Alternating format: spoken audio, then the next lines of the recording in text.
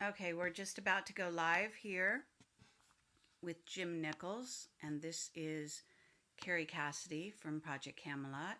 So, welcome, Jim Nichols, and it's great to be here with you tonight.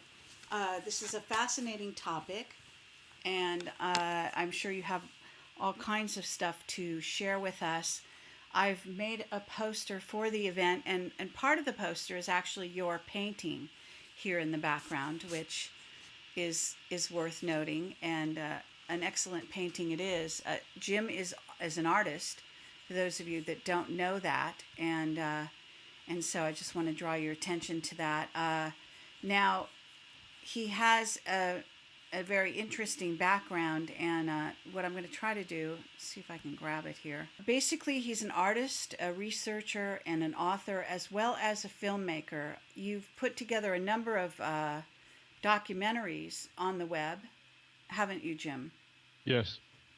And it's because of one of your documentaries that I actually have called you and tried to organize this tonight, because basically you were covering some of the, well, what I call the Richard Hoagland background in terms of the magicians of NASA. That was a sort of an appointment we had with Richard Hoagland that never actually got off the ground. Not sure why.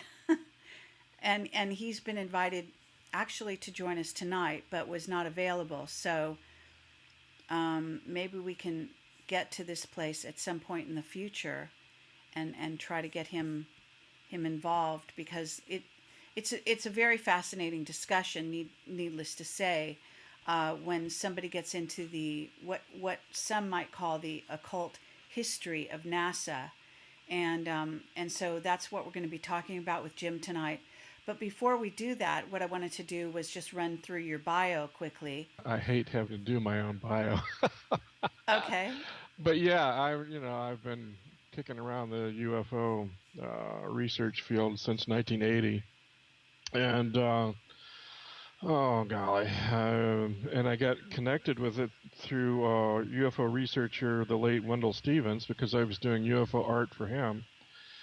And originally about the Billy Meyer UFO contact case, and I thought that was so fascinating, and I just, that was like taking the red pill in the Matrix, and I've been going down the rabbit hole ever since. And so yeah, I've started out doing UFO illustrations, and then I got into some TV work here with the local talk show here in Tucson for 7 years about UFOs. And then after that, I thought, well, with the technology through computers and so forth, I started to discover I could make my own documentaries, which has been great fun. And it combines my artistry, and it combines creative writing and media work all in one big enchilada. And so that's where I've evolved to at this point. So I have my website. I've got eight videos that linked on UFO TV YouTube that you can watch, or you can read the blogs. If you don't want to watch the videos, read the blogs. I've got I think 14, 15 blogs on my website that cover this same material. So yeah, it's been quite an odyssey to reaching to this point now. Absolutely. And according to your bio that you've got on my website, you say you spent about 30 years investigating this area.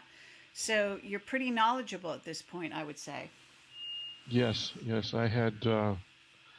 I had two extraordinary mentors in this field. One was Wendell Stevens, like I mentioned, retired lieutenant colonel from the Air Force, and the other is a dear friend of yours, Bob Dean, Robert O. Dean.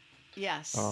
Former Command Sergeant Major, United States Army, and he's a very, very dear friend. Was very close with Bob for many years, and he was great inspiration. I can't tell you how much inspiration he's been for me to follow this path of research.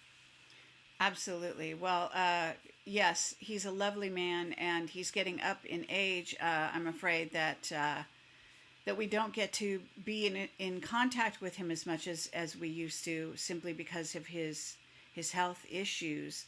But Right. I know that you were a good friend of his, and actually we've gone out to dinner and sat around talking about all things UFO, you might say, right? Right. Right. Yeah. So that's been great.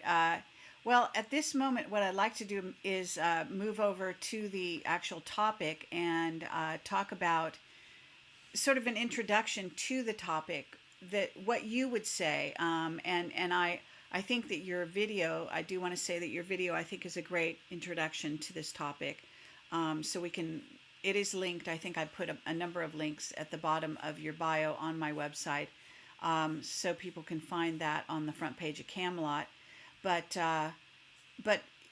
for now, why don't you talk a little bit about the Magicians of NASA, that topic, and how you think the whole thing started, if you will. How can you talk a little bit about this? This is such a Well, just gigantic. before This I is such a start gigantic asking thing. you questions, before I Yeah, start yeah, yeah. cross-examining you.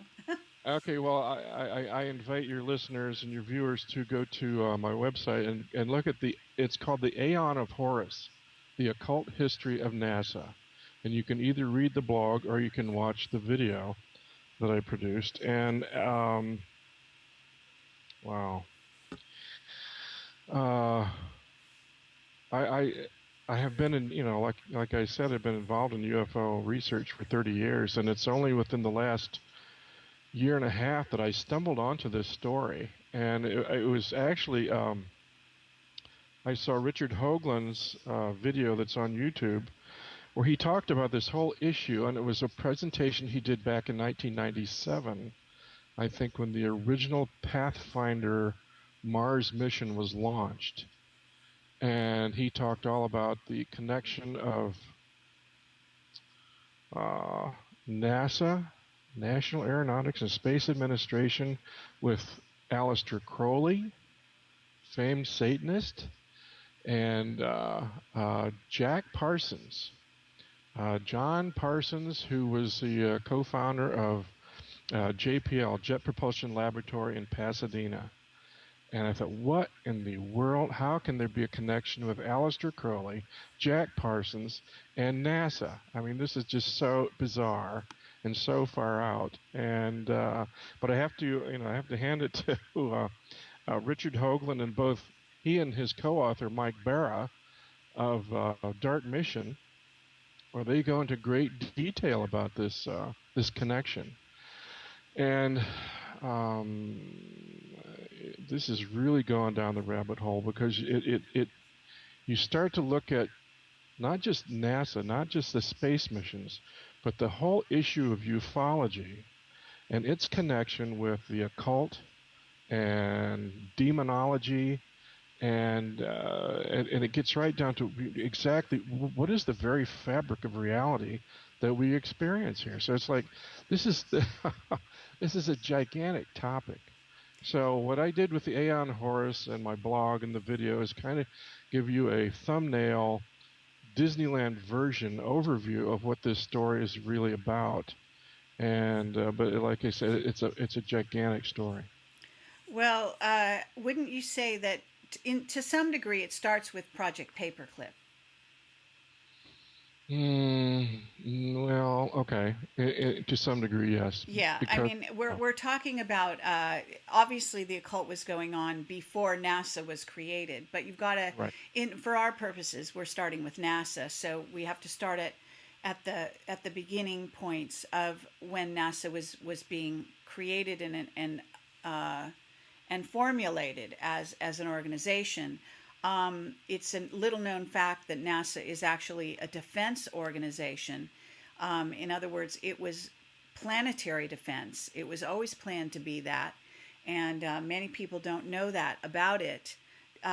So do you want to kind of start off in that direction? And then, there's no doubt that this goes back to Egypt. It goes back to the Anunnaki, Sitchin, and all of that.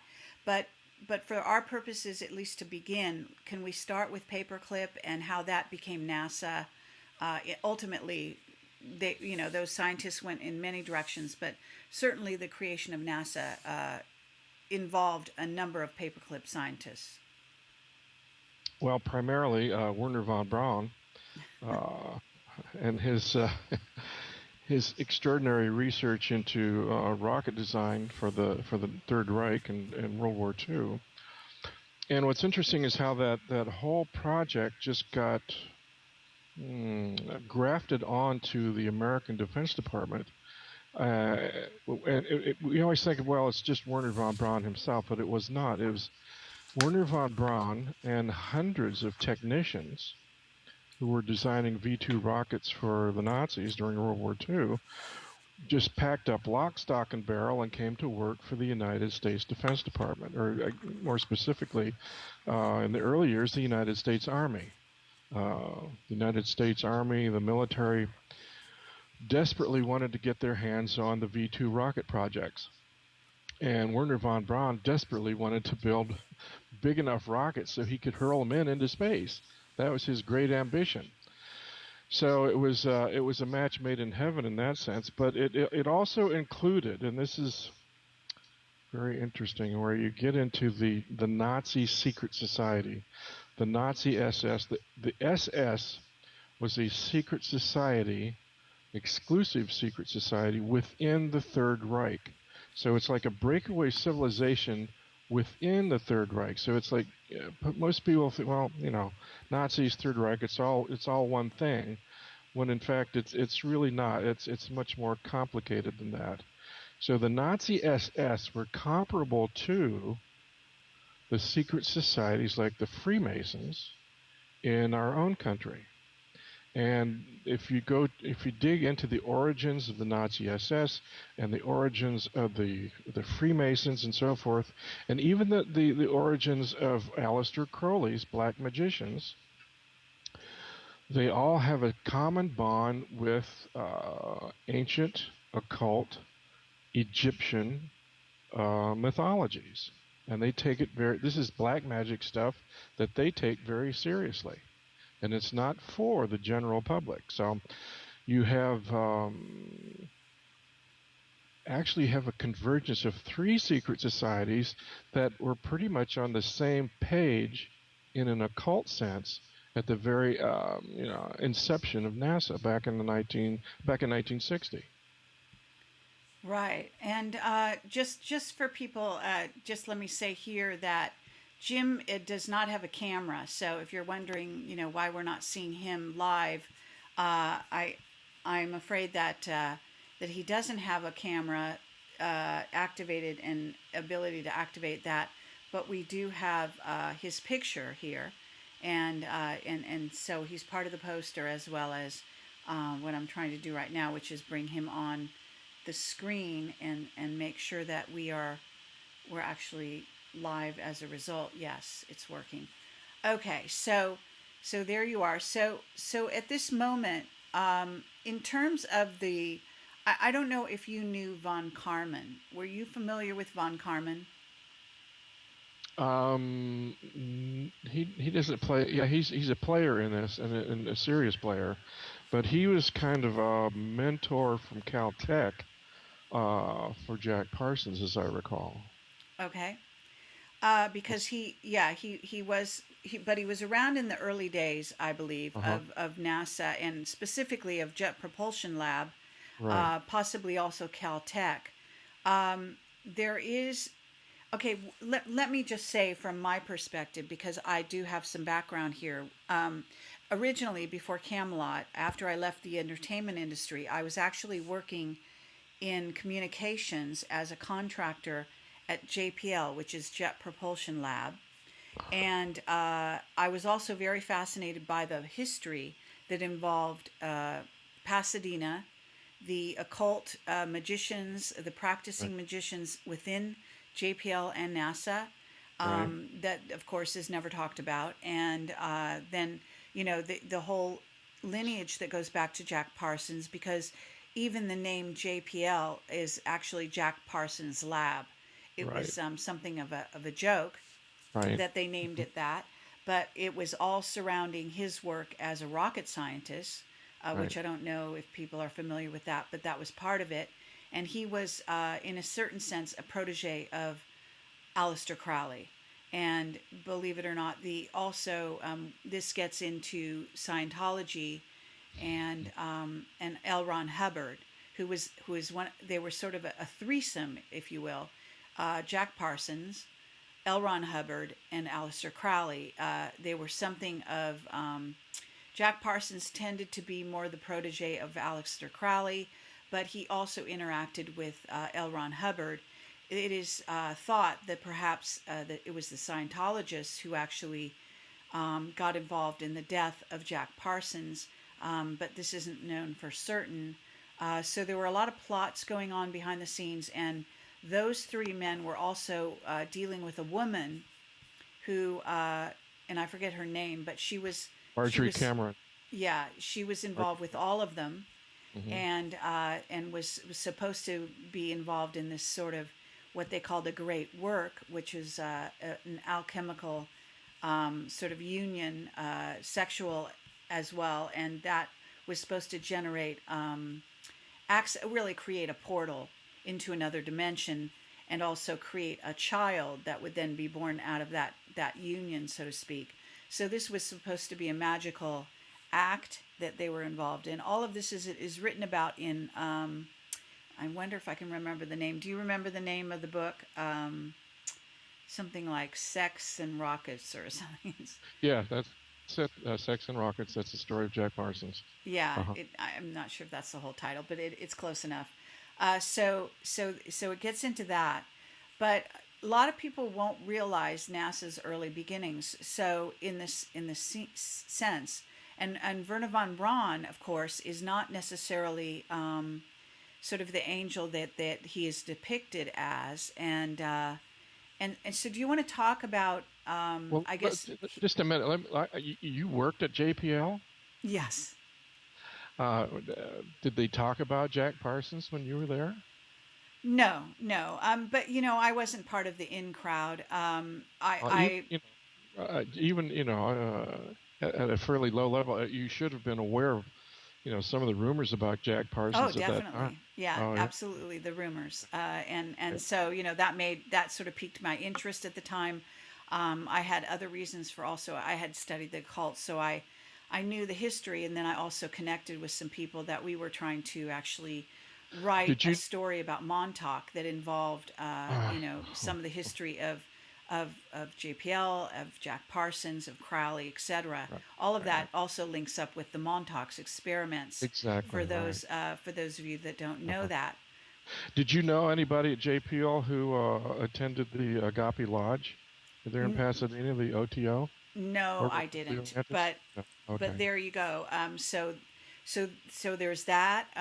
There were apparently all kinds of magical get-togethers late at night in the mountains around JPL. It's built into a mountain. For those that don't Yes. know. Yeah. Um, So at this moment, in terms of what you know, is there a chronology that you can go through for us? yeah. That Let's you go know back. of? Let's go back to JPL and the origins of JPL and Jack Parsons, because that was just before World War II. That was before Werner von Braun. Jack Parsons and a bunch of his buddies there from Caltech, who who earned the name the Suicide Squad, would go out there into the Arroyo Seco and experiment with rocket engines. And Jack Parsons was an expert with explosives. I mean, and they laughed and said, "You crazy fool! You're going to destroy yourself one of these days." And eventually he did. But Jack Parsons, and they were working on a shoestring, but they had Theodore von Karman's blessing from Caltech to work on these rocket engines, and they they were successful enough that they got the attention of the Defense Department. So the Defense Department took interest and started to finance Parsons' rocket projects there at Caltech. And I don't know if you've seen the pictures of Admiral Byrd's planes taking off from the aircraft carrier when they flew over the Antarctic. They had jet-assisted takeoff. They had jets mounted on, each side of the fuselage of the plane to assist them taking off from the aircraft carrier. Well, that's Jack Parsons technology. That jet-assisted takeoff. You're smiling Jack Parsons right there. So anyway, that's how he got involved with JPL, and that's how the connection with JPL and the rockets and so forth. But at the same time, this very dashing, handsome young man with the Clark Gable mustache was also fascinated by the occult.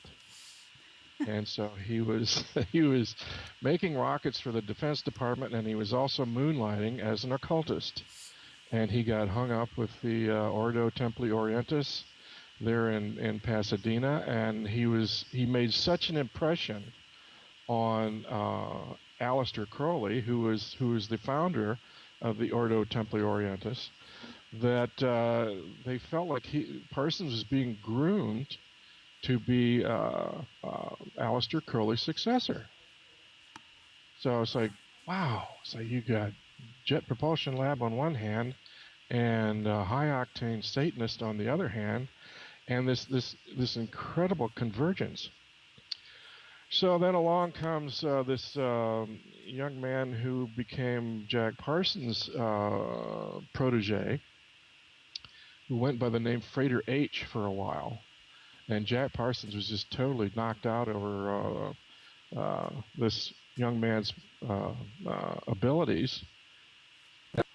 And, so Jack Parsons took him under his wing, and the two of them started working on something that you had mentioned earlier, the Babylon working, which was involved sexual rituals there in the mountains and also in the Mojave Desert with a woman who came on board whose name was Marjorie Cameron. And allegedly, they were going to create something called a moonchild, which is like a Rosemary's Baby, a vehicle for demonic entities or whatever. So that's basically the JPL, Jack Parsons story. And of course, eventually, JPL was profoundly influenced or was profoundly involved in the establishment of NASA. So after the war, you have this convergence of the black magicians at JPL, and then we brought on the Nazi black magicians from the SS via Operation Paperclip, and there's this convergence. And of course, we also had Freemasons, very powerful Freemason influence at the top echelon of NASA as well. So you have these three secret societies being very, very cozy at the top level of NASA. And apparently, and if you talk to Richard Hoagland, it's like these guys had their own plans for what they wanted to do with the space projects. And that's exactly what they did. Well, okay, and this gets into an interesting area. I'm going to pull up this sort of NASA Apollo emblem because there's a lot of occult symbolism in this emblem. I don't know if you can see that because I don't know if you can. Let me see if I can share my screen. I don't know if that will help. I think that might interrupt this flow. But at any rate, what I'm showing people it has a big A on it, and it's got two planets. It's got the Earth, and I don't know what this is supposed to be. It's gold, but I don't know if that's supposed to be the sun, the moon, or what. But that's one such sort of depiction. And then there's also an Orion emblem. I mean, there's a lot of symbols that go along with the occult when you talk about the occult of NASA. And I would recommend, of course, Jordan Maxwell's interview with Camelot, in which he talks about some of that, and certainly Jordan Maxwell's work in general, who is dealing with the symbolism, not just of NASA, but of course the occult throughout history and in all over the place, on churches, et cetera, but it's really plentiful with regard to NASA, in case you don't know that. Are you familiar with that, and do you want to talk about any of that? Sure, let's talk about Apollo 11. If you look at Apollo 11, 11, 1, 1, 1, 1 is like the suggestive of the Masonic pillars, Joaquin and Boaz. And if you recall, the lander was called the Eagle, and the symbol for Scottish Rite Freemasonry is the eagle. And of course, we know that Buzz Aldrin was, when they landed on the moon, assuming that they did land on the moon, Buzz Aldrin was doing a Masonic ritual inside the eagle, and his Masonic apron, which is now a relic, is on display at the Scottish Rite Temple in Washington, D.C. So yeah, there's and Richard Hoagland can wax, very verbal, go into great detail about the stellar alignments that were taking place at this specific time when Buzz Aldrin was doing this ritual on the moon, which was alignments with Orion, which is Osiris, and Sirius, which is the star Isis. So Buzz Aldrin was doing a ritual to honor the Egyptian goddess Isis. So there's all kinds of very interesting, arcane symbology involved in this. It's a secret language that only the initiates themselves understand. The general public could be oblivious to all of this. Absolutely. Well, there is also I just was putting a picture of Buzz Aldrin along with Armstrong and Collins, and also the Apollo 11 decal on the screen for people. Actually, there was also there's a link up with Inanna, she's called, I believe, in terms of the Sitchin Anunnaki link up to Isis. And there is that's an interesting connection, I believe. And it may come directly from that. Do you have some thoughts on that? Well, Inanna and Semiramis and Isis are all kind of representational of the same goddess. So it's depending on your point of view. It's confusing. You think you're talking about multiple goddesses here, but from I think your most profound occult point of view, you're just talking about the same goddess here, which and Isis relates to the star Sirius. So Isis, Inanna, Semiramis are all essentially interchangeable. Right. Well, I mean, what I kind of mean by that is it's interesting when you get these guys doing any kind of a ritual and wondering whether or not they think something is going to be attained by doing this. In other words, are they just going through the motions, or as dark magicians, in theory, what a dark magician does, as opposed to a light magician, is work with matter and attempt to gain their own will, have it carry out their will, also that involves power over others.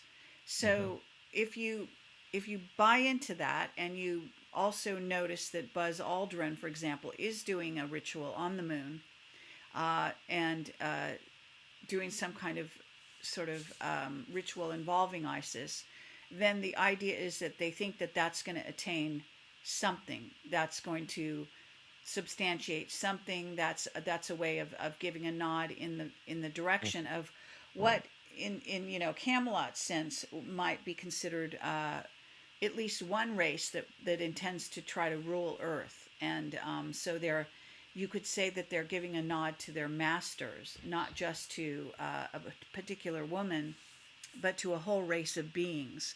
And if you look at it that way, it becomes quite a mystery and quite an interesting twist on what's really going on planet Earth. Absolutely, and I think you've really hit on something here, because at the heart of these secret societies, and if you go back into the history of the Hermetica and so forth, it's that they understand that there is a universal etheric energy. Now, quantum physics is just now starting to acknowledge that, but this is what the ancients knew. As a follow-up research, I started digging into the history of the Hermetica and the occult, and I picked up a copy of a book by Manly P. Hall, The Secret Teachings of All the Ages. And it's like I'm just absolutely astounded how the ancient civilizations had such a profound understanding of quantum physics. They understood that the entire universe was and they referred to it as ether, an etheric energy field, and that you could manipulate this energy. You could, with rituals and sounds and symbols and so forth, you could interact, or you could manipulate this energy field to serve your own ambitions or your own interests.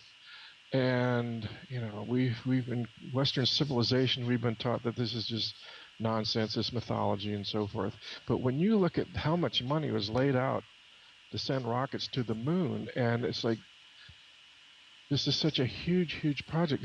It tells me that somebody somewhere is taking this etheric occult energy concept very, very seriously. That this is real stuff. This is real magic, and it really works. And it's best that only the highest initiates of secret societies know about this stuff. Okay, well, there also is the link up between what is in essence the A for Apollo, apparently standing in for Asar, which is, I guess, a designation for Osiris. And Osiris getting into Orion, getting into the Egyptian pyramids, where they're said to be a reflection of the belt of Orion, I believe, and so on. So there's there's an occult, even an energetic connection between space travel to certain points and these points on Earth. And there's a triangulation. There may even be a torsion physics, that 19.1 connection that Richard Hoagland always refers to. Yeah, 19.5. Yeah, and also having to do with the tetrahedron. In other words, we're talking about the things that make such travel possible within the matrix as we understand it. And occult magicians become aware of physics and the energetic connections between worlds, between dimensions, etc. So space travel is integral to this concept, and so that's where it all reaches back to. In terms of your understanding, have you delved into the cult significance of space travel, how they use these particular symbols, and what they they believe they're going to sort of achieve by it?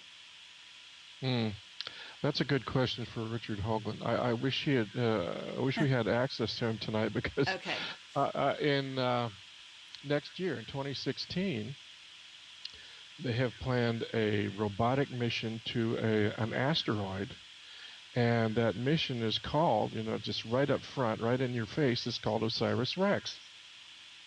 Okay. You're calling this mission King Osiris. I mean, it's like, how subtle can you be here? But my question, especially for Richard Hoagland, what would be so powerfully significant about landing a robotic probe on an asteroid? Why would you call that Osiris Rex? I mean, this is the king of the gods here. And so, well, what is so important about this particular asteroid? Or what is it the asteroid itself, or is the asteroid in some kind of really powerful configuration or lineup with the stars and so forth? Why would you call that Osiris Rex? I mean, it's like, wow, that's if you start to get any concept of what Osiris means to these occult societies, it's like this is the god of gods, and so there Okay, has to be well, something powerfully significant in that.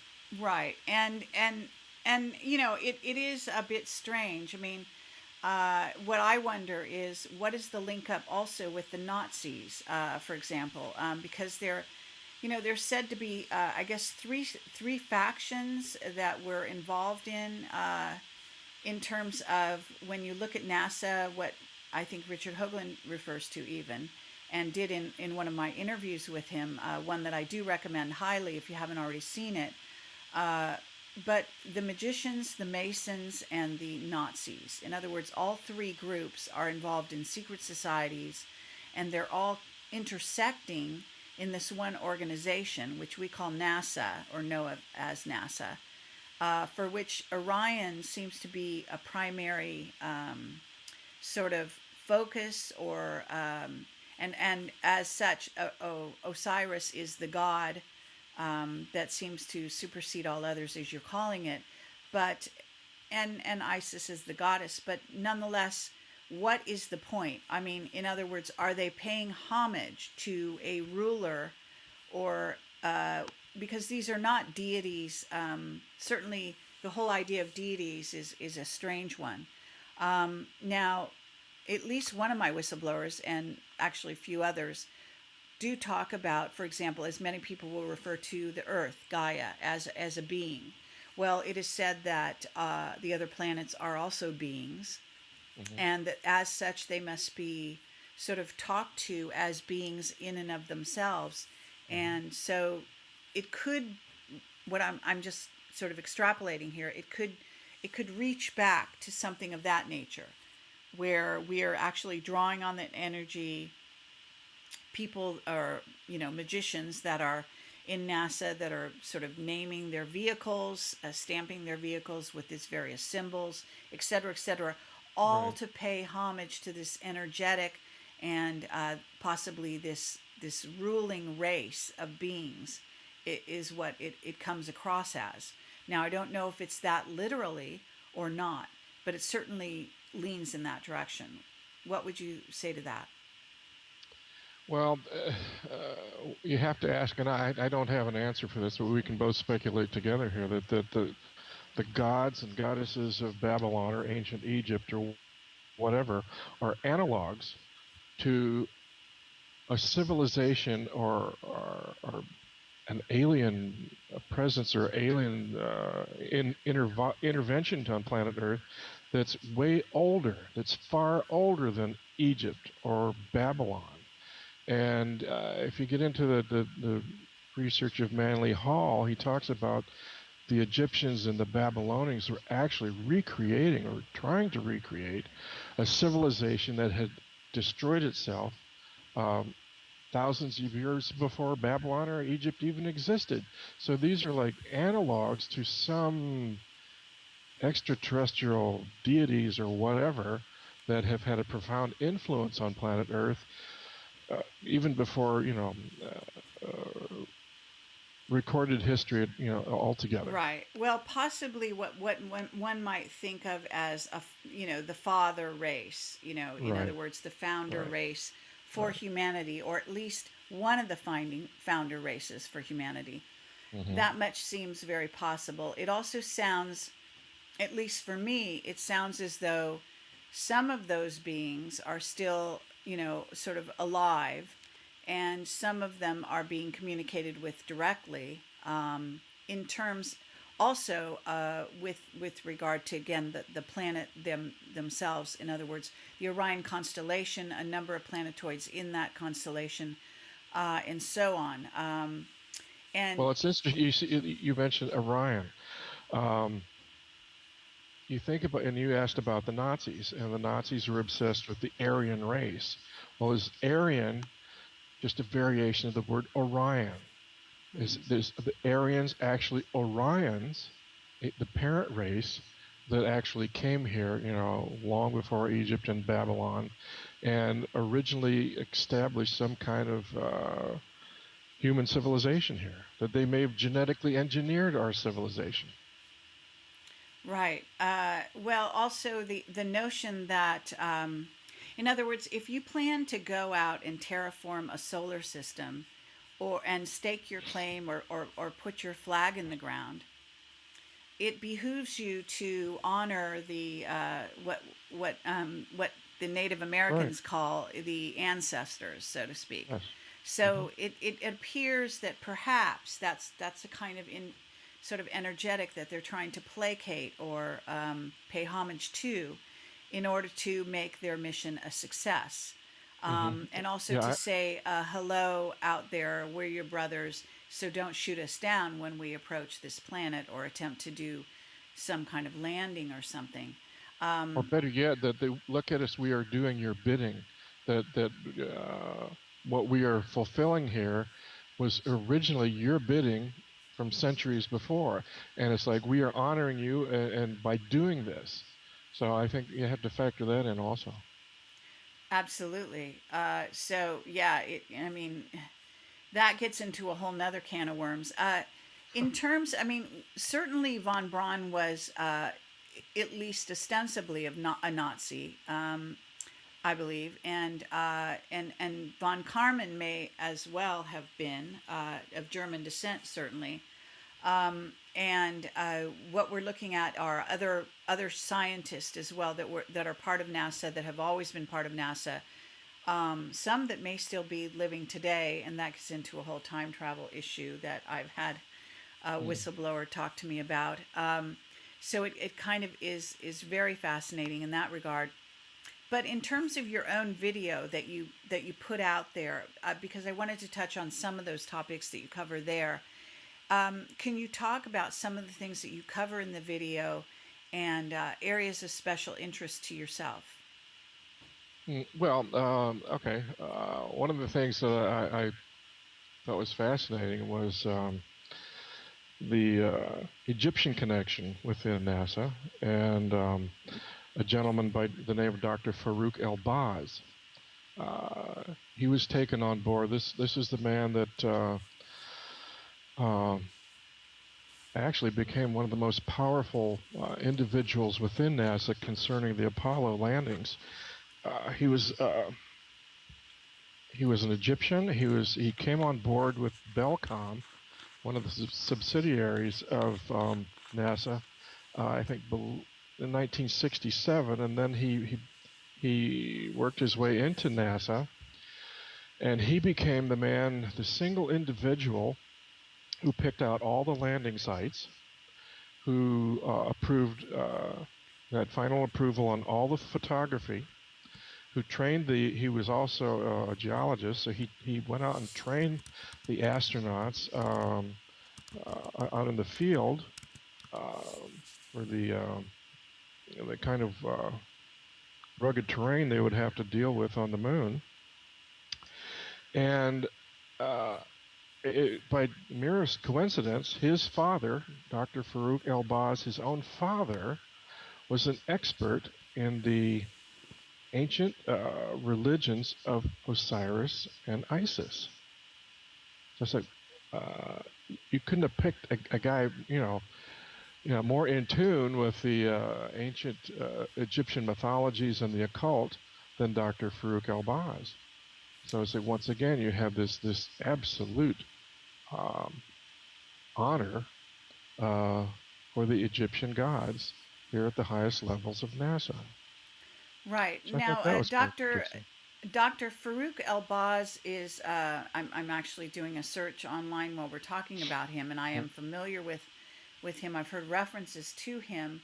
Apparently, in a sense, he would be the man who could possibly trump Jordan in terms of symbolism, if I understand it correctly. And he is the one Uh-huh. who's responsible Right, for all the symbols in NASA, right, right. and sort of safeguarding all of that, and Yes. deciding which symbols to use where.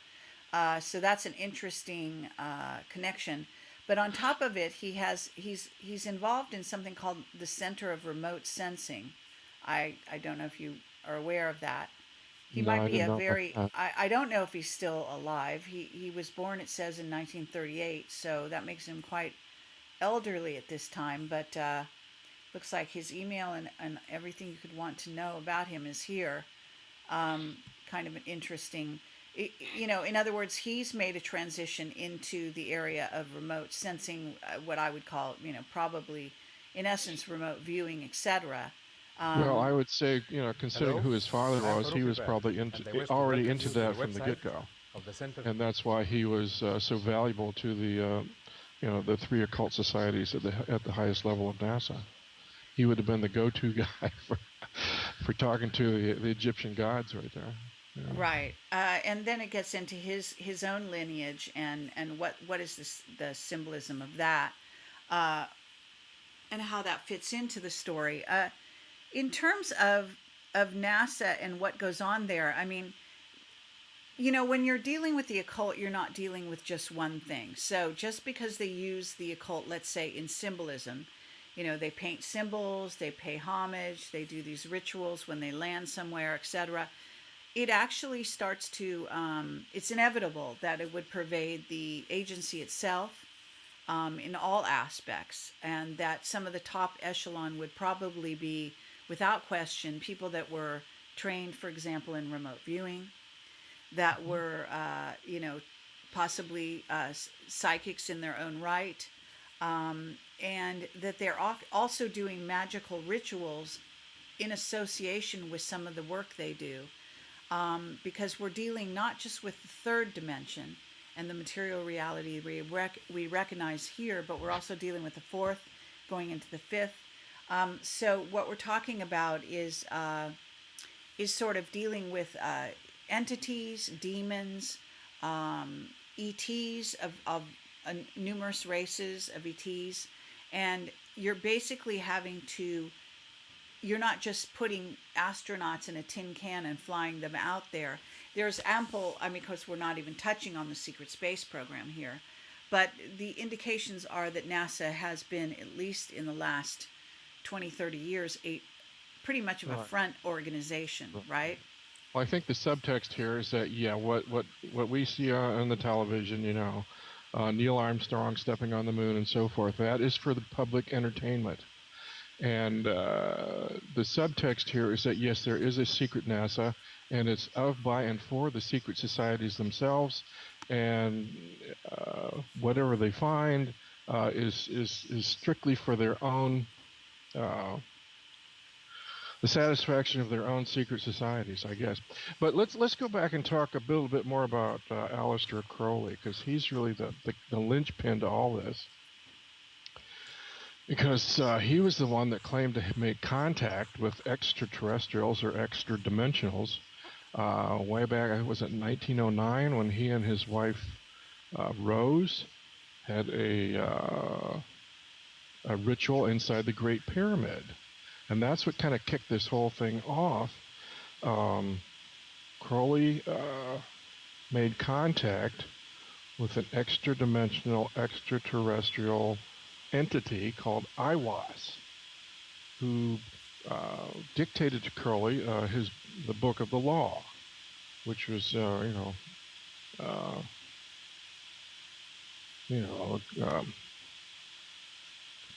Crowley's his book of Thelema, Book of Thelema. Anyway, so here you have Aleister Crowley believed that the only way that humanity was going to develop or advance was by contacting these kind of extraterrestrial entities. And so he did that, and Aiwass dictated the Book of the Law, and Crowley's whole... The chat is saying that they are seeing us now. So hold on one second. I'm going to make sure that, yeah, it looks like we are up online again.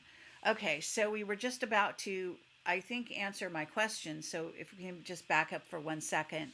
And in essence, you were saying that the information you have is that Crowley described the ET he was dealing with, and that the description matches what we understand to be typical gray. Is that correct? Exactly. Right. Right. Okay, now in terms of that, do you know how detailed he was about the description and can you actually cite where that is mentioned? Well, he did drawings of them. You can go Okay. online and find the drawings that Aleister Crowley did, and they look very, very strangely similar to your basic gray. Okay. Okay. Yeah, that's great for people, and actually, I'll see if I can do that while we're talking here. So, what else about possibly even if you're aware of it, that the relationship of Werner von Braun, what he brought to NASA, and how he might have factored in with the magicians? Are you aware of his involvement in the occult, for example? Von Braun specifically, no, I can't. Okay. I know I have a different perception of von Braun in that they said that, well, he was a Nazi, that he was an SS officer, but I dare anybody to find a picture of Werner von Braun in an SS uniform anywhere. I mean, there's so many photographs of von Braun, throughout the war, and you just don't see him in an SS uniform. You have to understand that von Braun was what the Nazi SS wanted to be. Werner von Braun was an Aryan German aristocrat. He was already there. He says, I don't need to dress up in these silly black uniforms. So I'm already what you think you want to be. I am that. So, and he struts around in his silly little hat and his leather coat, and you can see all kinds of pictures of him out there watching his rockets. And he was obsessed with creating rockets. If anything, Werner von Braun was obsessed with putting men in space. He was obsessed with that before the war ever started. And he saw the Third Reich and building rockets for Adolf Hitler as a stepping stone to that ambition. And after the war, when he was Project Paperclipped into the United States, that ambition did not stop. That continued. And he actually got to live out his dream almost. Almost. His dream was not to go just to the moon. Werner von Braun's dream was to go to Mars. So, is there a connection between what Aleister Crowley was getting through his aliens about artifacts on Mars? Or was it that von Braun just wanted to go to Mars for the hell of it? I don't know. I don't have an answer for that. But I don't see von Braun as so much the occultist Okay. as the other magicians within NASA. Von Braun was obsessed with just putting a man on Mars. And maybe he did. Maybe the secret NASA actually achieved that. I can't say. Yeah, well, I'm according to my witnesses, certainly not only did they achieve that, but we're there now and we have underground bases, etc. Exactly.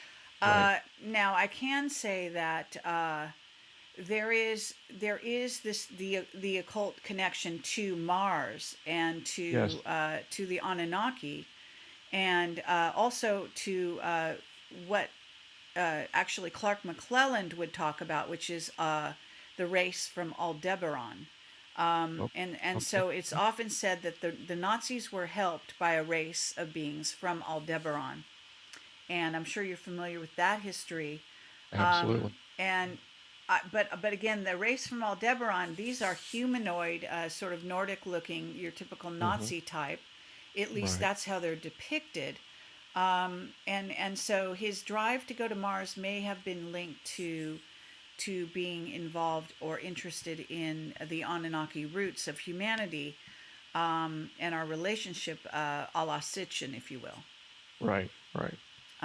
But have you done delved into that area? Yeah. Funny you should ask. Okay. I just completed a second video and a second blog called I call it Atlantis Rising. Okay. If you go to UFO TV, they have it listed as Ancient Alien Mystery Rise of the Anunnaki. I guess there was some kind of a problem with the title I had for it. Anyway, which is all about this. I got so involved with the secret societies and so forth, and NASA. I said, this has got to be just the tip of a much, much bigger story. And so, sure enough, I've done additional research, which um, you really need to talk to Joseph Farrell. Joe Farrell has done just a marvelous and incredible amount of research to put this together. But essentially, what he's saying, I've tried to encapsulate in Atlantis Rising, is that has been throughout the entire human history an attempt to recreate the high civilization, the high-tech civilization that the Anunnaki had thousands of years before Babylon and Egypt. And that is what the whole epic of the human race is all about, is to recreate that society. So I generically call it Atlantis. I don't know what it was really called, but if you say Atlantis, people have a general idea what you're talking about. What I put forth in this new video and this new blog is that we have literally recreated right now Atlantis here in the 21st century with our technologies, our mass weapons of destruction, our super secret space technologies, transhumanism. The whole enchilada is actually a recreation of what the ancient Atlanteans had already had on this planet thousands of years ago. Okay, well, there's no doubt whatsoever that it's even said that there are many of us are reincarnated from Atlantis, from those times, and that we are at a critical juncture. In fact, similar to Atlantis and simply the destruction of Atlantis, and we have some choices to make right now that surround all of that. So I would agree with you. And someone, I've got a chat room going here. I'm able to see some of the questions people are asking. Someone is asking, why are we assuming the mystery school magic is black? And actually, we're not assuming that, or at least I'm not. I don't think you are either. But we are talking about some black magicians that are involved in some pretty dark areas. And I think that Aleister Crowley himself would refer to himself as a dark magician out of choice. Let me just define that. Sure, go right ahead. If you read the story of the History of Secret Societies by Manly Hall, the original, secret societies, the original esoteric teachings were not black. They're the highest aspirations of humanity. These are the highest esoteric spiritual aspirations of the human race, and it was the secret societies who took it upon themselves to protect and guard those secrets. However, the original Anunnaki were not such nice folks, and they knew how to manipulate the energies of the universe for dark purposes. So it's not that esoteric teachings in and of themselves are dark. It's just that a particular group that got involved, the planet Earth here, was totally dedicated to dark manipulation of these energies. And so that's why we see a lot of that spillover in our contemporary society. And it's like we have to learn to recognize that and discern the difference between light and dark so we can get back to accessing the lighter side of this energy. And it's like, there's a yin and yang, there's a good side, the dark side, and you have to be able to discern the difference. Sure. Well, there are always two paths, and Yes. and it is a sort of a union of opposites in essence on this planet.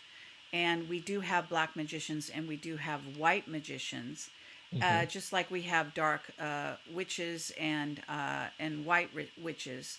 So we're really talking about a sort of a war between good and evil, and a choice between a certain path versus another path. Now there are secret societies now that in fact some of the magicians of NASA may be fully fledged involved in those. which involve ruling the planet and ruling it in the sense that we know of as the traditional Illuminati that involves the Rockefellers, the as the front men, in Right, right, essence, the right. If Bushes, right, if you and go back, right, and so if you on. look at the original Freemason founders of our country, the United States was founded right at the cusp between the time when Freemasonry, which had very high ideals, was taken over by the Illuminati. The Illuminati was a perversion of the ideals of Freemasonry. And President George Washington, was the last Freemason president uh, who served office. All the Freemason presidents that preceded him or followed him were Freemason Illuminati. That the Illuminati had managed to take control of Freemasonry all throughout Europe and eventually all throughout the United States. Well, I mean, there At the is the beginning of also the role of the Vatican in and the oh, Catholic that's Church yeah, in that's getting involved in Freemasonry and taking it over and so on. Um, yes, so there's a long history there. The purposes of this particular conversation is not really to go into the history of Freemasonry or the no, Templars, although that would be a wonderful topic for a future right, because conversation. because because that does directly involve all these secret societies. Yes, and what really goes on there? Part of the problem, I would venture to say, is that humans haven't completely got their spiritual act together, and that often they choose the dark path, sometimes even thinking they are on the light path, simply because they fall prey to more of their base desires and end up getting swayed onto one path. And power is often a corrupter, as many people know. Exactly. And The being a dark path. magician Yeah, is all about garnering a certain amount of power, if you will. And so, the one sort of engenders the other. So it's an well, interesting dilemma. right. If you look at human egos, very, very easily seduced by the dark side. And if you're Right. coming from ego, you want to use, whatever, powers you can to gain or whatever occult activities you want to involve yourself in to gain personal power. The whole thing is about personal power. Right, although it doesn't need to be. In essence, No, the notion of an illuminated one is supposed to be a person who has reached enlightenment. Enlightenment exactly. is not, involved in ego, and that would be actually transcending ego, but not discarding it either. So there's some Sure. confusion on Hmm. that level.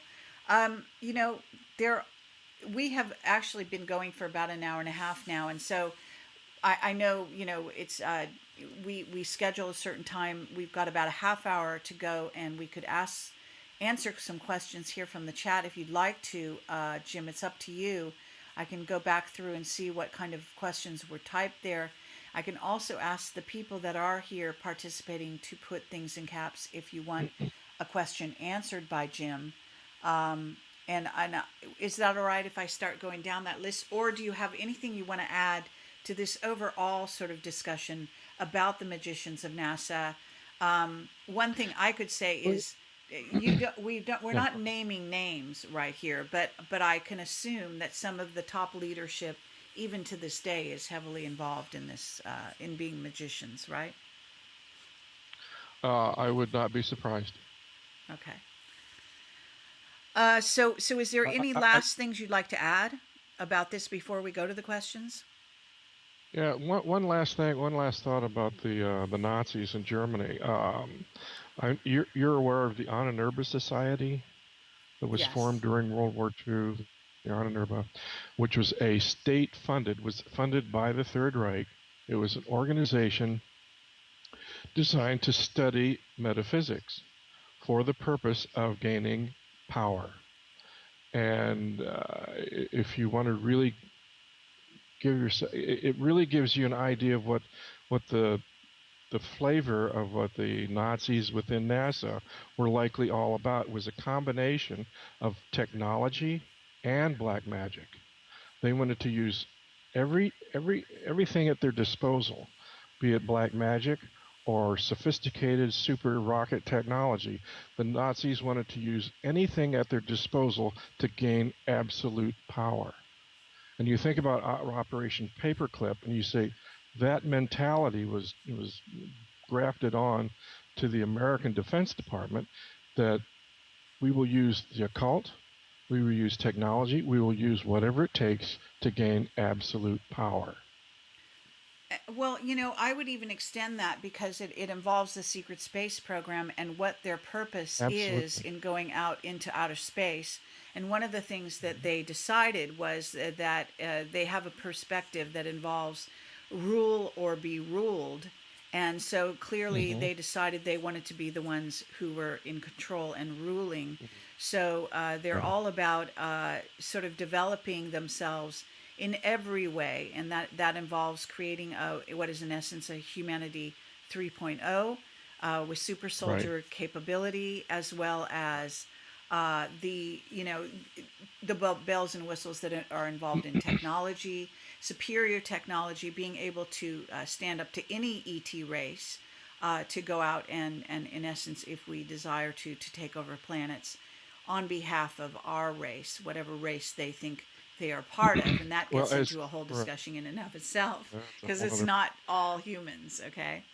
Oh um, no, no. Well, that obsession with power absolutely it really kind of defines the original attitude of the Anunnaki.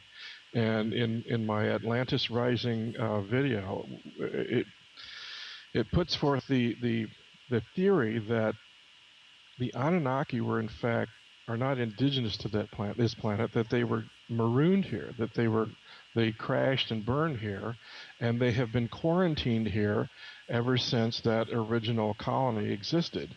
And the whole point of the whole arc of uh, of advanced technology and advanced weaponry and so forth is to get themselves back to where they had the level of technology and weaponry that they had when they were originally isolated here or marooned here, so they can fight their way back into space and get back into the galactic war game that they were involved with to begin with.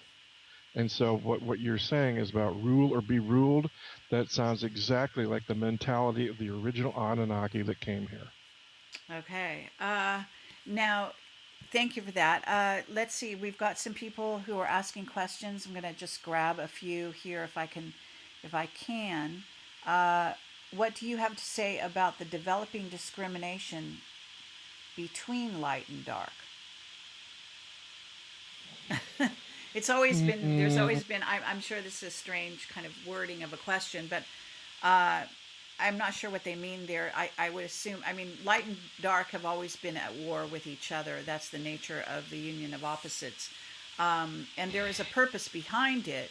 I'm not sure what you mean by discrimination. So I'm not sure. Maybe the person could explain in another text, and then we can go back to it, unless you want to just yeah, reply. I don't know that we're discriminating, but even if you go back to the Bible, it says, in the book of I think Corinthians, it says that there is a constant war between light and dark here, and that we are just caught in the middle of it. And I think that's something to be said for that. Right, and developing ability to determine what is light and what is dark is certainly very, very important. That's the So that's part of that's the challenge, right? yeah, that's part of the learning experience of even having a light and or dark sort of dynamic, good versus evil, however you want to frame that. Someone wants to know, how accurate is Jupiter Rising the movie? Is it any closer to reality? And then by how much, someone is saying. Have you seen the That's a movie, good and do you question. want to reply? I have not. I can't comment on that because I've not seen the movie. I know a lot of people are really excited about it. Have you seen it? I have. Actually, I was not that thrilled with it. I didn't think it really went to too many places. I felt that there were some things in there that Okay. I thought were very kind of heavily manipulated. It does show Greys abducting and stealing, energy and fluids from humans. So on that score, it was accurate. Mm-hmm. And there's a heavy emphasis on a particular woman who's supposed to own Earth, possibly Hmm. being symbolic of Isis, if you will. I don't agree with that premise anyway, so that doesn't really float my boat. But I think there was a lot of fun graphics, a lot of fun action scenes and whatnot. But I didn't think it was very deep, actually. But Okay. that's just my take. Let me see what Well, other. I've seen the trailer a couple times. I wasn't terribly impressed actually. So, Yeah, but yeah, I mean, in all fairness, you have to see the movie to really discuss it. And but mm-hmm. it's a good Yes. question. I mean, a lot of people are asking that. Let's Mm-hmm. see, secret technologies that NASA might have traded for with ETs by chance. I think it says here. Wait, by channeling them with magic. So possibly the idea that NASA has been in contact telepathically with various ETs and trying to channel technology. Any thoughts on that? No, that's purely speculative. To be really specific, though, it was in one of Curly's channelings with Iwas and Lamb, the extraterrestrials. They made specific reference to what sounded like an artifact that was on Mars. These the glow that shines like the sun on water, and it was supposed to be somehow like an egg or something that that they needed to recover, or it was somehow linked to Horus, the Egyptian god Horus. And I thought, well, it sounds vague enough to say, well, is this just a metaphor, or is there actually some physical object on Mars that we need to go and recover? And then, so then, lo and behold, in 1997, we send the quote-unquote Pathfinder probe to Mars, and Pathfinder just happens to be the Tibetan word lamb means pathfinder, and lamb was the name of the entity that Aleister Crowley channeled that was talking about this. So he kind of put two and two together. So, well, were they specifically going to look for this object that Aleister Crowley had channeled from lamb? Okay, very interesting. Yeah, quite an interesting distinction there. I'm not sure. It's not clear. As far as this very shines like the sun kind of object on Mars. Have you heard anything more specific about the object? Is this something familiar to No, you? Have you ever heard of that no, reference? but no, but if you look through some of the photographs of objects on Mars, there is one photograph that shows on a distant hillside there isn't a shining object there. So it's like, Okay. okay, All right. maybe Well, maybe that's what they were looking for. possibly. All right. But also, if you go back and look at the Brookings report, the Brookings report, of course, suggested that if we discovered artifacts or extraterrestrials, that Western civilization would collapse because we couldn't emotionally handle it, which is kind of absurd. But then on the other hand, it goes on to specifically say artifacts on the Moon, Mars, and Venus, as if they already knew there were artifacts on the Moon, Mars, and Venus that they would like to go looking for. So it's like you have to kind of read between the lines and say, "Oh, what's really going on here?" Yeah, absolutely. There are no aliens, therefore we can't discuss them, kind of thing. Uh, it's How, you know, you how know do you I have define aliens? I Yeah. have a saying on my email that says they said it was classified, and but but they couldn't classify it because it doesn't exist, and yet Of they course. classify it. So it's crazy. Okay, so let me see what other questions here. And just in reference to the channeling with magic. certainly if you got magicians, they're harking back to the Nazis. We know that the Nazis used the vril, the the the sisters, the very Yeah. long-haired women, who were channeling technology in theory to from the Aldebaran to the Nazis. There's no reason to think they stopped there. In other words, once NASA got their hands on it, also got their hands in some of the scientists who were involved back in those days, who might have been Right. even part of Right. those rituals. In other words, there's certainly a drive to pick up technology and get it wherever you could, crash retrievals here on Earth, or through telepathy, etc. So no doubt that this would certainly be an effort if you're involved in that, and you're involved in remote viewing. You know, Absolutely right. so all of those things go hand in hand. I think that's a perfectly logical place to go, and what they probably were involved in. Someone is asking what lodges, images, or organizations have inspired the private space programs. I haven't done any research in that area, so I really couldn't address that. Right. Okay. Well, there is what's his name, Robert. Oh God. The guy in, I forget where he is. Forgot his last name. Anyway, yeah. I mean, there's more than one. There's also, of course, the guy who's involved in Virgin. I mean, there are a lot of private space programs. I don't know what they're using. Oh, Robert Bigelow, that was the person. He was Oh, Bob very Bigelow, right, right. involved in a private, wealthy man who wanted to be involved in the secret space program, and also in probably a corporate kind of enterprise of some kind. Probably doing it as well. We don't have access to their imagery, so I'm not sure. Uh, does Jim have any personal experience with ETs that inspire your art? Mm, no, not really. I was especially at the outset. I was totally enchanted by the Billy Meyer story and the stories of the lovely lady from the Pleiades that visited here, which is still, I'd much rather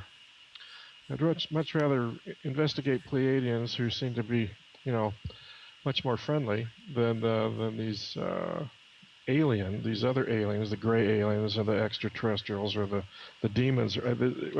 I've gone down a path here in research that I never expected to pursue, but no, I still like the Billy Meyer story. Whether it's true or not, that would be my ideal kind of extraterrestrial contact case or contact experience, and I'm still waiting for that one. Okay. Let's see. Uh, I'm supposed to ask you here. What do you think of Admiral Byrd and his diary? Did he go into hollow Earth or a dimensional doorway? Hmm. Well, speaking of secret societies, Admiral Byrd was a 33rd degree Freemason, and it's very interesting that all of his explorations, except for the Operation High Jump, were financed by the Rockefellers, and he always had a contingent of people with him who were Freemasons, who were also Freemasons. And so, and also in 1938, Admiral Byrd was invited to join the Nazis in their Neuschwabenland expedition, which he declined. So I've always kind of wondered, was Antarctica, was that a competition between the Nazi SS and the American Freemasons? Because they both wanted to go down there to rediscover Atlantis. And whether they did or not is anybody's guess. But I don't know if you've ever seen the film, the documentary, The Secret Land, that was released by MGM in 1948, which covers the entire story of the Operation High Jump.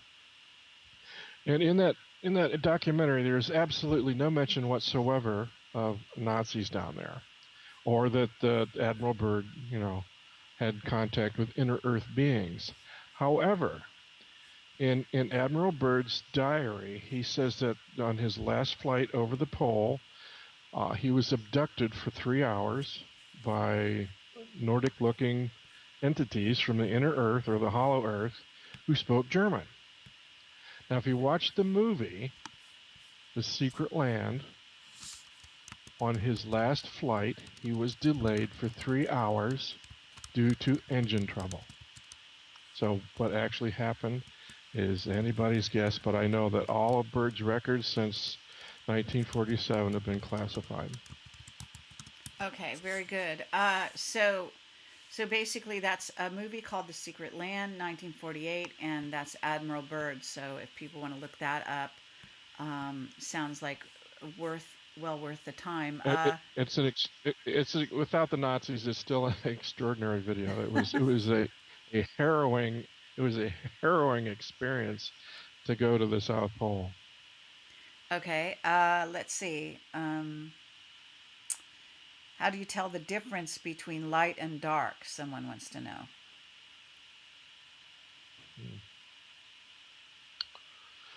Oh, good question. You have to develop some intuitive skills, I think. If you can read energies, and I'm sure, Carrie, you can do that. I think with a certain level of maturity with that, you can recognize light and dark energy. Yeah, I think that most people have an intuitive sense of what that is and what that means. It doesn't what looks like light. If we're talking, what looks like light and what looks like dark, is can often be deceptive. So it's not just relying on the eyes, for example. Okay, let's see. Someone wants to say here, or is saying, Horus is the Egyptian equivalent to Apollo. Do you want to make any remarks regarding that?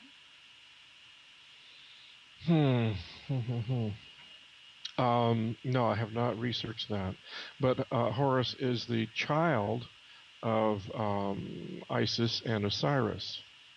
So I'm assuming that, Apollo was the son.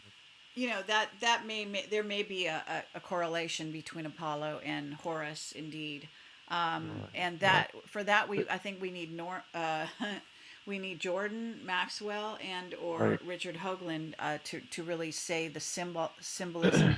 But assuming that Apollo starts with the A and so on, there is a reference certainly also to Marduk, and so there's also that sort of side. The whole pantheon of gods, you have the Egyptian gods, the Babylonian gods, the Greek gods, the Roman gods, which were all analogs of the same entities, right? Okay. Right. Yeah, no doubt about it. You can. Okay, so let's see. Do you believe NASA has a lot of star childs as astronauts and rocket scientists?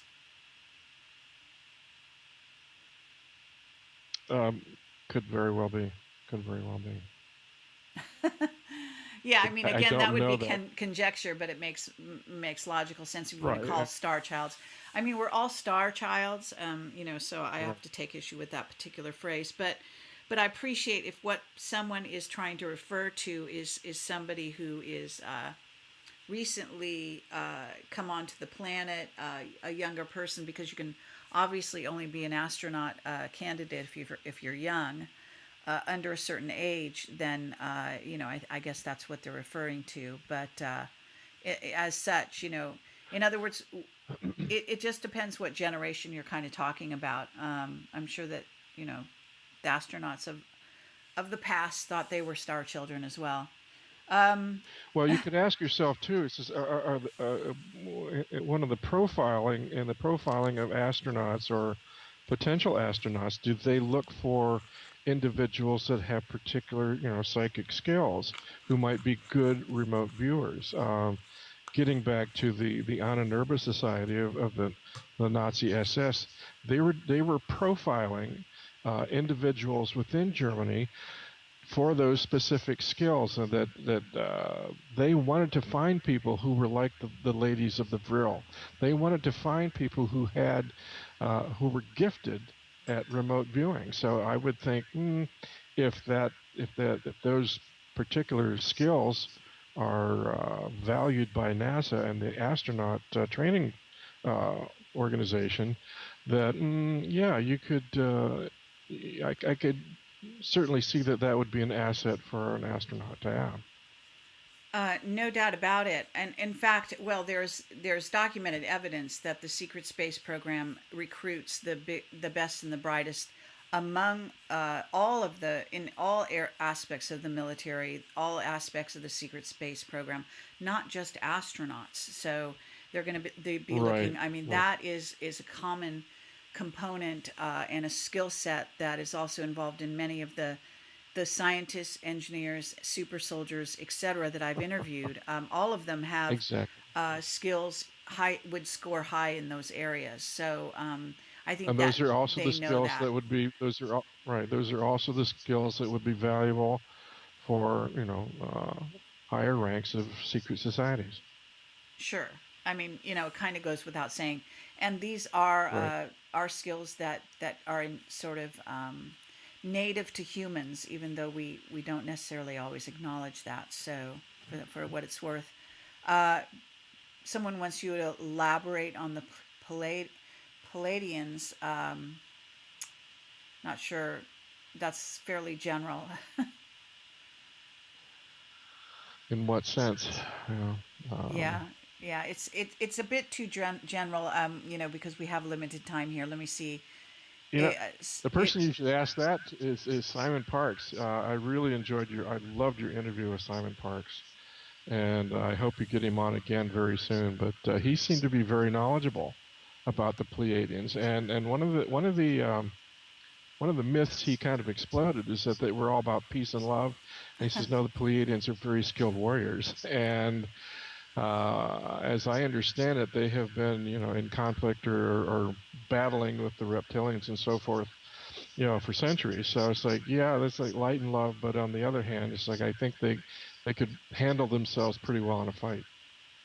Absolutely. Well, I think whether people have read the Billy Meyer stuff very closely or not, that information is contained there. And I have other information in that regard as well that, in essence, they are not all about necessarily love and light, although they're supposed to be sort of six-dimensional beings.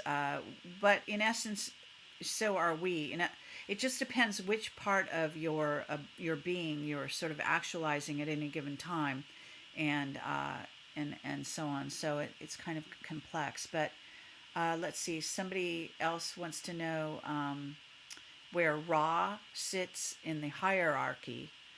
Uh,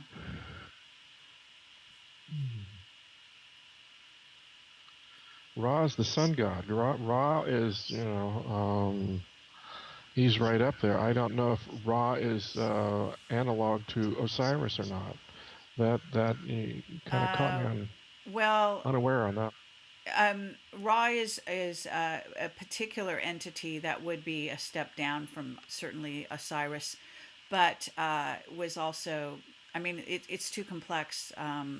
There are too many conflicting views of Ra. I would say that much. It depends whether you're getting your information from the raw material, RA material. Right, And right, so if right, you go there, in essence, it's a conglomerate being, a group soul. So, it's not just one being either, but, so, and that may be true of a lot of these so called entities that are given one name. You have to keep right. in mind what you might actually be talking about. Um, let's see. What do you think magical significance is of the NASA logo, the red stream, etc.? All the Yeah, there's a right. special significance to that, to the A, what looks like an A, but is kind of like a slash that is in the shape of an A. Actually, if you flip it on its side, it's a 7. It's magic 7. Okay, but that's one of them. But there's also more to it. It has a name, and I don't know the name of what it's supposed to be. Do you know? Yeah, I knew it, but it doesn't come to me offhand here. Um, Okay. Yeah, it's that there's a red special swishing occult thing. significance that actually has to Right. do with a kind of travel or a means of travel through the solar system, and I'm not sure. I forget what it is. You can look it up. I can research it. You could research it online and probably find the answer. Okay, I think we've been going for a while now, so I guess I'll sort of try to wind this down, and I think I've gotten to almost all the questions that I could see offhand. Uh, is there anything else you want to add to in terms of your own investigations that you know you've talked about going down the road recently with regard to the Anunnaki and also Atlantis? Do you want to talk a little bit more about that, or of anything to do with the magicians of NASA before we close this down? Well, just on a personal note, I wanted to understand what it is that the secret societies know. What do they know that the rest of us don't know? Because they obviously make decisions based on a body of information that the rest of us simply do not have access to. That's why so much of what the government does, what NASA does, just it makes no sense whatsoever. But it makes perfect sense to them because they're coming from a totally different body of knowledge, a body of information. So it's like that has kind of pushed me into a study of, well, what the hell is the secret? What are they all about? What are the secret society? What is the history of the secret societies? What is Hermeticism? What is the occult? What trying to understand this, and so I've kind of looked into the history of Hermeticism and so forth. And like I said, I got this book by Manly P. Hall, The Secret Teachings of All the Ages. And it's like, oh my God, I wish I had started this research 30 years ago. It's like so late in the game for me to try to grasp this because it is such a huge, gigantic topic. And it's the whole history of the human race and what we're all about and what we're doing here and um, the hyperdimensional energy fields that we're interacting with constantly and we're not even aware of it. And so it's like I wish I had started, and it's a study that you can see, like the Egyptians that you started as a child. You were you began as a child to understand this incredible science, and it's a combination of astronomy, astrology, and alchemy. And it's like these things that we have really kind of lost contact with in our modern, material society. So I'm just in awe. Carrie, I am just totally in awe of how brilliant the ancients were in what they understood that we are just now beginning to rediscover. Absolutely. Well, it has to do with the secrecy, and we live in a culture of secrecy that's been sort of orchestrated for quite a while now, and that I think we're breaking through now during because of the advent of the internet. We're able to talk to each other. We're able to Yes. do Yes. instant research. You can do it from your computer, as everyone knows. And also you can always read books, and people were researching things back in throughout the ages. We've had the sort of beacons of light who've written books, etc., and sort of kept the light burning.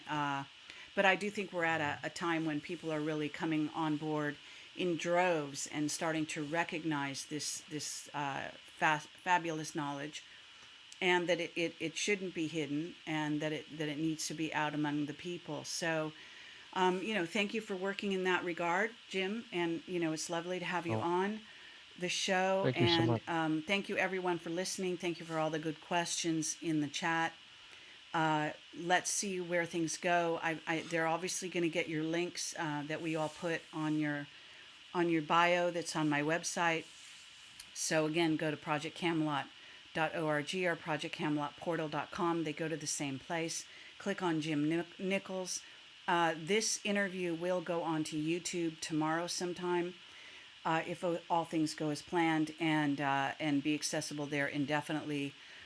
So thank All you right. again for listening, and we can reconvene at another point maybe we can manage to get Richard Hoagland to join us sometime in the future. I know people would love to hear his take since he has spent many years investigating this. Certainly, it'd be lovely also to have Jordan Maxwell. So let's try to get something going with all of you guys. Yeah, and also, if well, if our discussion this evening has interested you, I certainly invite you to read my blog, Atlantis Rising, or go watch the video Ancient Alien Mystery: Rise of the Anunnaki, which just continues this same line of thought, you know, further down the rabbit hole. And I think hopefully it will provoke you know, your own interest in researching these mysteries. Okay, thank you so much, and take it easy and good night. Thanks, Gary. Okay, bye-bye.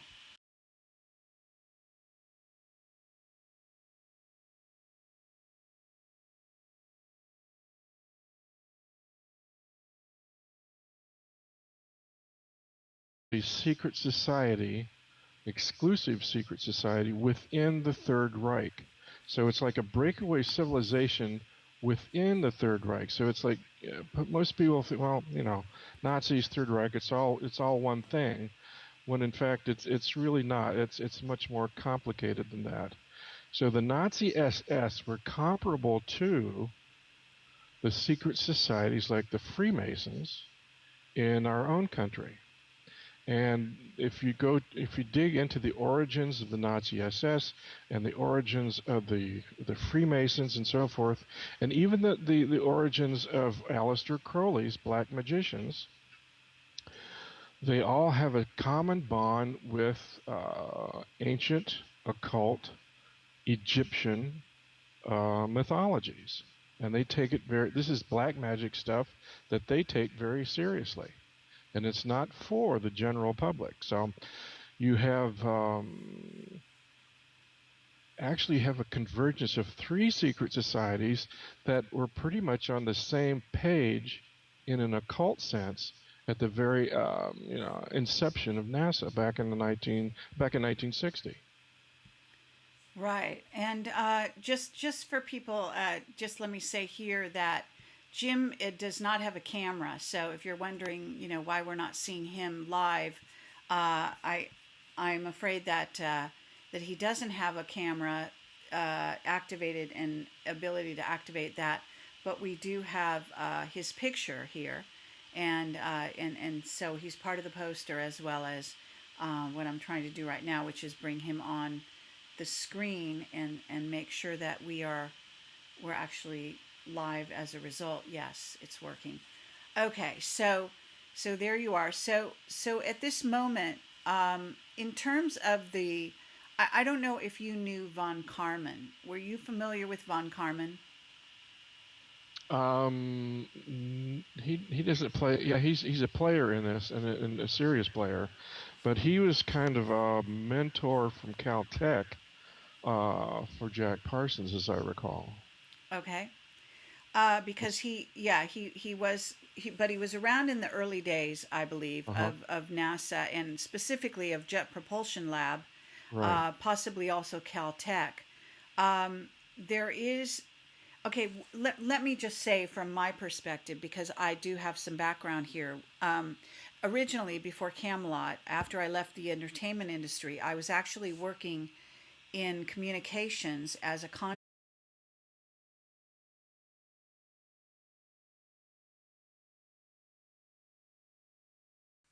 Okay, we're just about to go live here with Jim Nichols, and this is Carrie Cassidy from Project Camelot. So welcome, Jim Nichols, and it's great to be here with you tonight. This is a fascinating topic, and I'm sure you have all kinds of stuff to share with us. I've made a poster for the event, and part of the poster is actually your painting here in the background, which is worth noting, and an excellent painting it is. Jim is an artist, for those of you that don't know that, and so I just want to draw your attention to that. Now, he has a very interesting background, and what I'm going to try to do, see if I can grab it here. Basically, he's an artist, a researcher, and an author, as well as a filmmaker. You've put together a number of documentaries on the web, haven't you, Jim? Yes. And it's because of one of your documentaries that I actually have called you and tried to organize this tonight, because basically you were covering some of the, well, what I call the Richard Hoagland background in terms of the magicians of NASA. That was a sort of an appointment we had with Richard Hoagland that never actually got off the ground. Not sure why. And he's been invited actually to join us tonight, but was not available. So maybe we can get to this place at some point in the future and try to get him involved, because it's a very fascinating discussion, needless to say, when somebody gets into the what some might call the occult history of NASA. And so that's what we're going to be talking about with Jim tonight. But before we do that, what I wanted to do was just run through your bio quickly. I hate having to do my own bio. Okay. But yeah, I've been kicking around the UFO research field since 1980, and oh golly, and I got connected with it through UFO researcher, the late Wendell Stevens, because I was doing UFO art for him. And originally about the Billy Meyer UFO contact case, and I thought that was so fascinating, and I just, that was like taking the red pill in the Matrix, and I've been going down the rabbit hole. Your video, I do want to say that your video, I think, is a great introduction to this topic. So it is linked. I think I put a number of links at the bottom of your bio on my website, so people can find that on the front page of Camelot. But for now, why don't you talk a little bit about the magicians of NASA, that topic, and how you think the whole thing started, if you will. How can you talk a little bit about this? This is such a gigantic. Before I start asking you questions, before I start cross-examining you.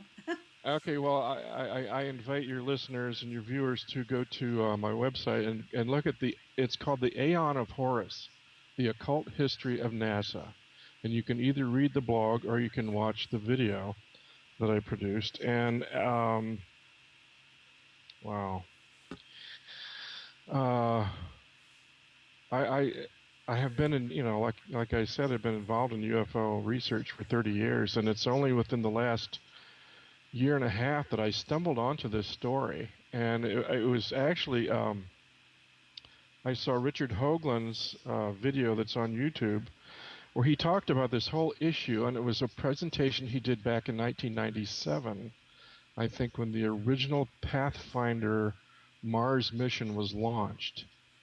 And he talked all about the connection of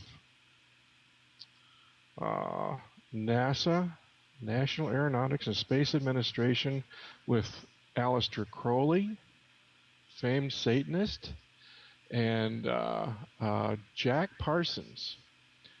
John Parsons, who was the co-founder of JPL, Jet Propulsion Laboratory in Pasadena. And I thought, what in the world? How can there be a connection with Aleister Crowley, Jack Parsons, and NASA? I mean, this is just so bizarre and so far out. And but I have to hand it to Richard Hoagland, and both he and his co-author Mike Barra of Dark Mission, where they go into great detail about this connection. And this is really going down the rabbit hole, because you start to look at not just NASA, not just the space missions, but the whole issue of ufology and its connection with the occult and demonology, and it gets right down to exactly what is the very fabric of reality that we experience here. So it's like this is a gigantic topic. So what I did with the Aeon Horus and my blog and the video is kind of give you a thumbnail Disneyland version overview of what this story is really about. And but like I said, it's a gigantic story. Well, wouldn't you say that to some degree it starts with Project Paperclip? Well, okay. To some degree, yes. Yeah, I Because, mean, we're talking about obviously the occult was going on before NASA was created, but you've got to, right. in for our purposes, we're starting with NASA, so we have to start at the beginning points of when NASA was being created uh, and formulated as an organization. It's a little known fact that NASA is actually a defense organization. In other words, it was planetary defense. It was always planned to be that, and many people don't know that about it. So, do you want to kind of start off in that direction, and then, there's no doubt that this goes back to Egypt. It goes back to the Anunnaki, Sitchin, and all of that. But for our purposes, at least to begin, can we start with Paperclip and how that became NASA? Ultimately, those scientists went in many directions, but certainly the creation of NASA involved a number of Paperclip scientists. Well, primarily Werner von Braun uh, and his his extraordinary research into rocket design for the Third Reich and World War II. And what's interesting is how that whole project just got grafted onto the American Defense Department.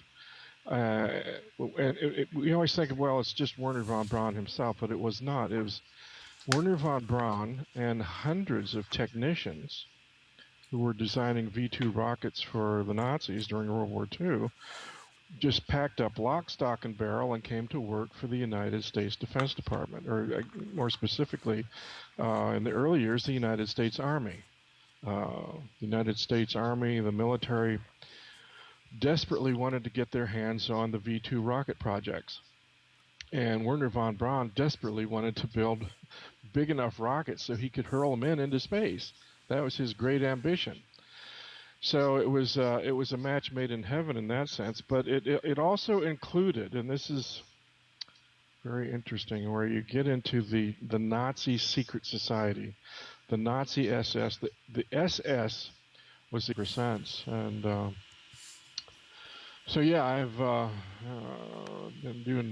started out doing UFO illustrations, and then I got into some TV work here with the local talk show here in Tucson for 7 years about UFOs. And then after that, I thought, well, with the technology through computers and so forth, I started to discover I could make my own documentaries, which has been great fun.